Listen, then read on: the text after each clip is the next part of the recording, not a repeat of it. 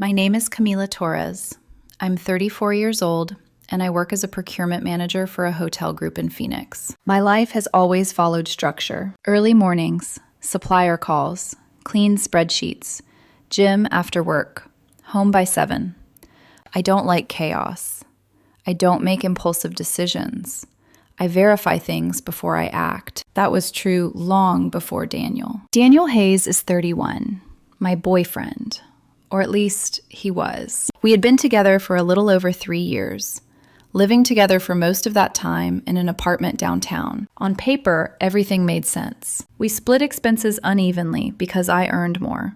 I covered rent and utilities, he handled groceries, smaller costs, and most of the decorating choices. From the outside, it looked stable. Daniel had a way of making things look smooth, confident, charming, quick with words. The kind of man who could walk into any room and immediately control the energy. People liked him. I used to think that meant something. Lately, it felt more like performance. I'm saying all of this because what happened didn't start with a fight. It started with something small, quiet, easy to ignore if you weren't paying attention. Daniel had been talking for months about taking one last trip before we got engaged. Vegas. 2 nights, maybe 3. Just him and a couple of his friends from college. I didn't care. I'm not the kind of person who needs constant updates or location pins. If someone says they're going somewhere with friends, I take that at face value. What bothered me wasn't the trip. It was how he changed in the week before he left. It wasn't obvious. That's what made it worse. He started handling his phone differently. Not dramatically, just enough to feel deliberate. Screen down on every surface, taking it with him even for short trips across the apartment.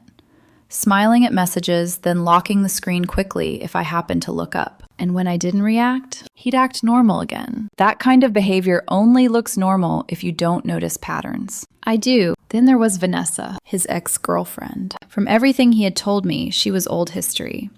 They dated before me, ended badly. And he always described her the same way, immature, dramatic, not someone he respected. That should have reassured me. It didn't. Because I've learned something over the years. When someone spends too much time explaining how irrelevant a person is, that person usually isn't irrelevant. 2 nights before his flight, I saw her name on his phone, just for a second. He had left it on the counter while grabbing something from the fridge.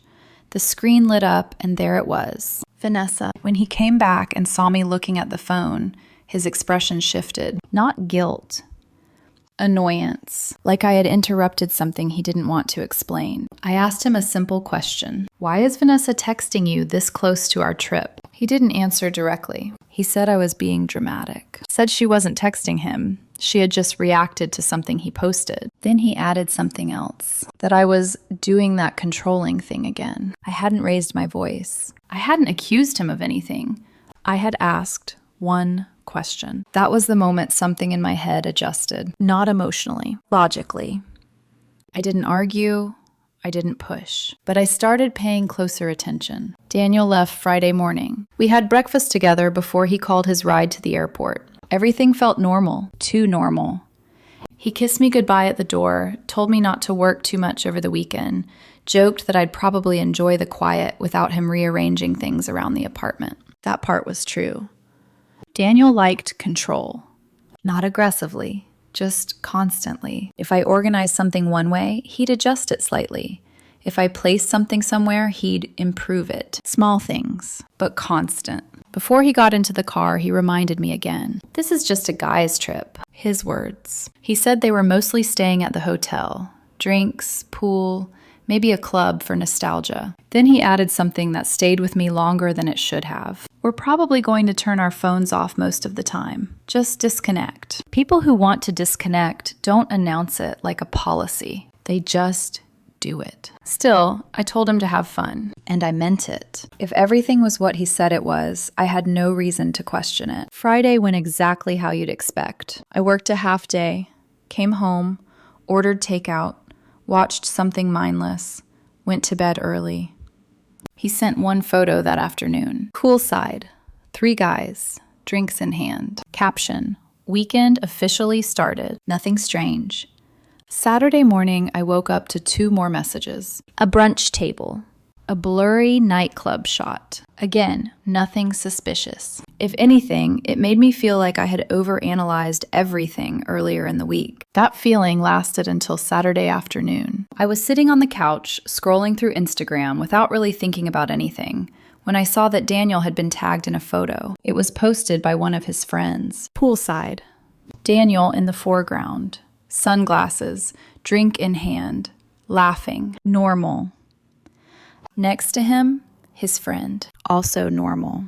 I would have kept scrolling if not for something in the background. A table behind them, a woman sitting there, blonde hair, familiar posture. Even before I zoomed in, I already knew. I zoomed anyway. Vanessa, same face, same expression. The same one I had seen in old photos Daniel showed me early in our relationship. She wasn't just nearby. She was facing their table, her chair angled toward them, like she belonged there. I stared at the photo longer than I should have, because technically it could have been coincidence. Vegas is big.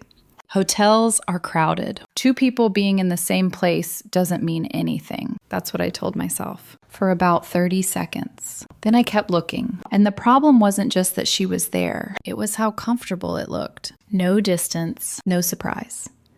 No awkward body language you'd expect if 2 people accidentally ran into each other. And more importantly, no message from Daniel. No, you won't believe who we ran into. No explanation. Nothing. If it had been coincidence, he would have said something immediately. He always did, especially about things that could be misunderstood. Instead, there was silence. So I did what I always do when something doesn't add up. I looked for more information. I opened Vanessa's profile. She had posted a story an hour earlier. Same hotel, same pool, different angle. And this time, Daniel was sitting at her table, not nearby, not background, sitting with her, talking, comfortable.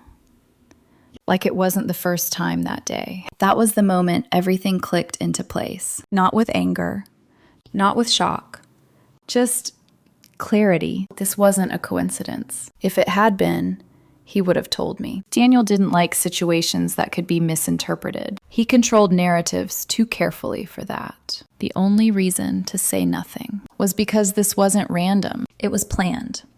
And the part that settled everything for me wasn't even Vanessa being there. It was realizing something else. He didn't think I would find out, which meant he either thought I wasn't paying attention or that I wouldn't do anything, even if I did. I closed the app, set my phone down, and leaned back into the couch. The room felt very quiet, not heavy, not emotional, just still. Like something had ended without needing to be said out loud. And in that silence, I started thinking about the next 6 weeks of my life. Once I saw Daniel sitting at the same table as Vanessa, everything became very simple. People imagine betrayal as something loud, arguments, raised voices, demands for explanations. That's not how it felt. It felt like closing a spreadsheet the moment the numbers stopped making sense. The wedding was 6 weeks away. Deposits paid, vendors confirmed. My parents had already booked flights. His family had done the same. Daniel had spent weeks debating music playlists and lighting setups, like those details actually mattered. None of that meant anything anymore, because none of it works if the person you're building it with is lying before it even begins. I sat there for about 10 minutes, not thinking emotionally, thinking practically. First question. Do I confront him while he's still in Vegas? No. If someone is already sitting at a pool bar with their ex while telling you they're on a guy's trip, the last thing you should do is give them a live audience for excuses. I wasn't interested in arguing with someone who was currently enjoying the situation they had chosen. Second question. Do I still get married? That one took less time. You don't marry someone you can't trust before the marriage even starts. So I opened my laptop and I started canceling things. The venue coordinator was the first email. Short, direct. Wedding canceled due to personal circumstances. I understand the deposit is non-refundable. No explanation. No emotional language. Just facts. Then the caterer. Then the photographer. Then the florist. Each message felt the same. Clean. final. By the time I finished, something inside me felt lighter, not relieved. Just aligned, like my actions finally matched what I already knew. After that, I called my parents. That was the only conversation that required anything beyond logistics. My mother answered first. I told her everything. Not dramatically, just exactly what I had seen. The photos, the story, the silence. She didn't interrupt. When I finished, there was a pause. Then my father's voice came on the line. He didn't ask questions. He said something simple. Good. Handle it now instead of later. My mother asked if I was sure. I told her yes. There wasn't anything else to discuss. After that, I stood up, walked into the bedroom and opened the closet, and I started packing. It was easier than I expected. The apartment technically belonged to both of us, but most of it was his. Daniel cared about how things looked. He had spent months picking furniture, adjusting layouts, changing small details until everything matched whatever version of perfect he had in his head. I never argued about it, because I always had an exit. 2 years ago, I bought a small house across town, originally as a rental property. It had been empty for the last couple of months while I decided what to do with it. At the time, it felt like a financial decision. Now, it felt like preparation. So I focused only on what was clearly mine. Clothes, my work setup, personal items, a few small pieces of furniture I had brought when we first moved in together. I didn't touch anything that could turn into an argument later. Not the couch, not the kitchen equipment, not the decorative things he had spent hours choosing. I wasn't interested in negotiating over objects. By late afternoon, my car was full. Boxes stacked carefully, laptop bag in the front seat, a few loose items filling the remaining space. Before I left, I walked through the apartment one last time, not slowly, just thoroughly. Checking, making sure I hadn't forgotten anything important. It felt strange, standing in a place that had been our shared home, knowing the relationship was already over, and the other person had no idea yet. At around 7 that night, I picked up my keys, walked to the kitchen, and placed them on the counter, exactly where he would see them when he walked in. No note, no explanation, just absence. Then I left. The drive to the house was quiet. No music, no calls, no second thoughts. Just the steady awareness that the decision had already been made. There was nothing left to debate. When I got there, I carried everything inside. Set up the basics. Bed, laptop, a few boxes pushed into the corner. It didn't look like much, but it was enough. Then I sat down and did one final thing before going to sleep. I messaged Daniel's parents, not emotionally, not accusatory, just clear. I told them the wedding had been canceled, that their son would likely want to speak with them when he returned from Vegas. And I explained why. That I had seen him spending time with Vanessa during what was supposed to be a guys-only trip. That because of that, I had canceled everything and moved out. I also told them the vendors had already been notified. No insults, no dramatics, just facts. I didn't send that message out of anger. I sent it because of timing. Invitations had already gone out. Flights were booked. Hotels reserved. If I disappeared without saying anything, Daniel would have time to rewrite the story. And he was very good at that. I wasn't interested in debating versions of reality later. His father replied about 20 minutes later. Short message. He appreciated me telling them directly and said they would speak with Daniel when he got home. That was it. I went to bed, and for the first time in a week, I didn't think about it. Sunday was quiet. I spent most of the day setting up the house, groceries, cleaning, moving boxes into places that made sense. Daniel texted twice. Random updates. A picture of a slot machine. A short video of him and his friends laughing at a table. Vanessa wasn't visible, but that didn't matter anymore. I already knew. I didn't respond. There was nothing to say. His flight landed Sunday night. I didn't hear anything for about 40 minutes. Then my phone started ringing. Daniel. I let it go to voicemail. It rang again. And again? After the fourth call, a message came through. Where are you? Why is half your stuff gone? A second later. And why are my parents calling me, asking why the wedding is canceled? The calls kept coming, one after another, 9 times in 15 minutes. I didn't answer. Not to punish him, but because I knew exactly how that conversation would go. Fast talking, interruptions, deflection. He would turn it into something confusing, something debatable. Text doesn't allow that. Text forces clarity, so I replied. Short, direct. I saw the photos from the pool. Vanessa was sitting with you.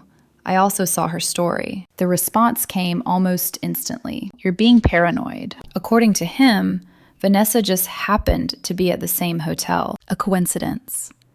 Vegas is huge. That stuff happens all the time. I read it once, then again. Then I sent one more message. If it was a coincidence, you would have told me. I paused. Then added the part that actually mattered. I've already canceled the wedding. There was a delay this time, longer than before. When he finally replied, the tone had changed completely. There was no more pretending after that. No more coincidence. No more casual explanations. The next message came through slower, more deliberate. You actually canceled the wedding over this? I stared at the screen for a moment before replying. Yes. Another pause. Then the shift happened. You're being dramatic, Camila. There it was. Not denial anymore. Control. Reframing. Minimizing.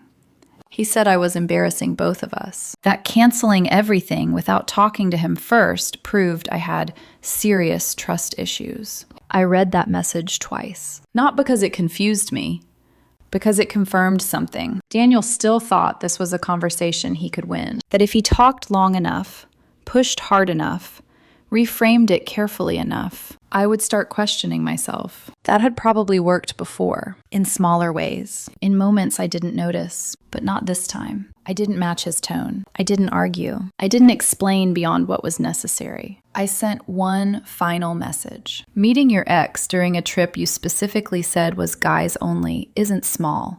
I'm not debating honesty. Then I added the part that ended it. I've moved out.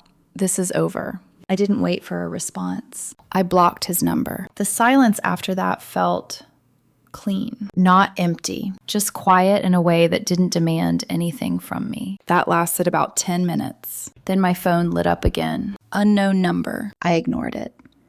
It rang again. Different number. Ignored. Then a voicemail came through. His voice. Sharp. Controlled anger under the surface. Blocking me is childish. You need to stop acting insane and come back so we can talk like adults. I deleted it without finishing it. The calls kept coming, different numbers each time. I blocked them one by one, methodical, like checking items off a list. Eventually, it stopped. For a while. Then, around 10 that night, my phone rang again. This time, I recognized the number. His father. I answered. Not because I wanted to talk, but because I knew that conversation wouldn't be emotional. It would be factual. He didn't waste time. Camille, so he hadn't stayed at the apartment. That made sense. He's angry, his father continued. Not confused, not upset, angry. I just listened. He says you overreacted, that this was a coincidence, that you humiliated him by canceling everything and telling us.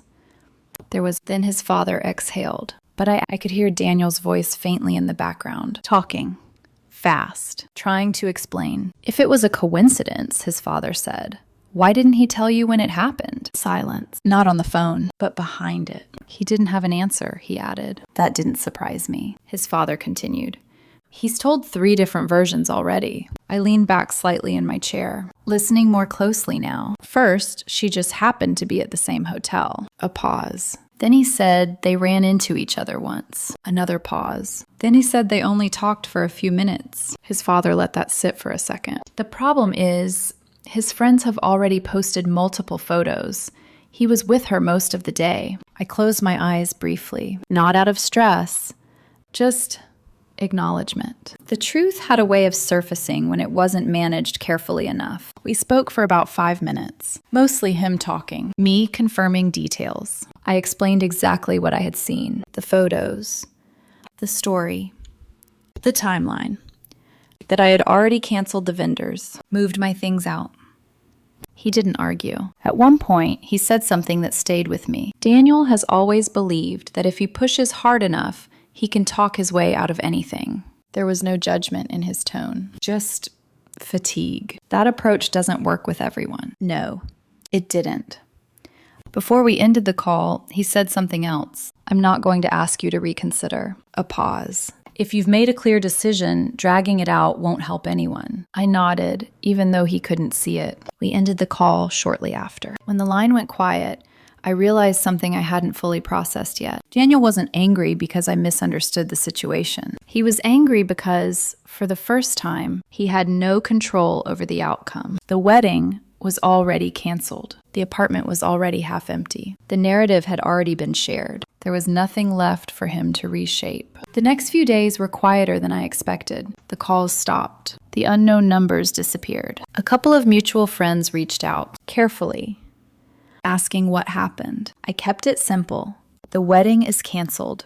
The relationship is over. Most of them didn't push past that. Timing helped. Because I had acted quickly, the information spread before Daniel had the chance to create his own version.